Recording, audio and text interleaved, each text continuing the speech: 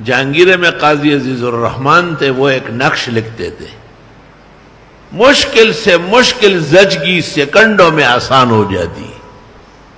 فرخرا جائے در خانہ بباید، زنے دہکان گر زاید بزاید.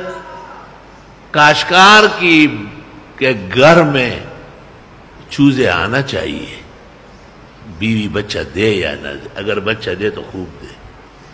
زنے دہکان گر زاید بزاید، فرخرا جائے در خانہ بباید. استاد مولانا عبدالحنان کو انہوں نے اجازت دی تھی، وہ بہنوئی تھے قاری صاحب ان کے، اور حضرت الاستاد نے مجھے اور مزمل بھائی کو بھی اجازت دی. آپ کو بھی بات سمجھنے کی شرط پر اجازت ہے، جو بات نہیں سمجھتے ان کو اجازت نہیں ہے.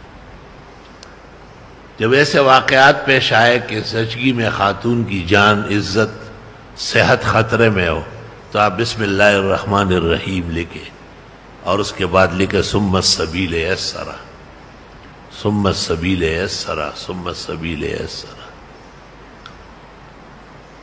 اور پھر فرخرا جائے در خانہ بباید، اور زنے دہکان گر زائد بزاید.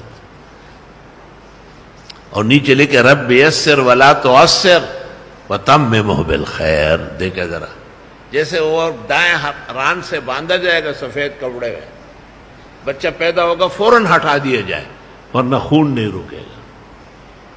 کلمات میں ایسا اثر اور طاقت ہے.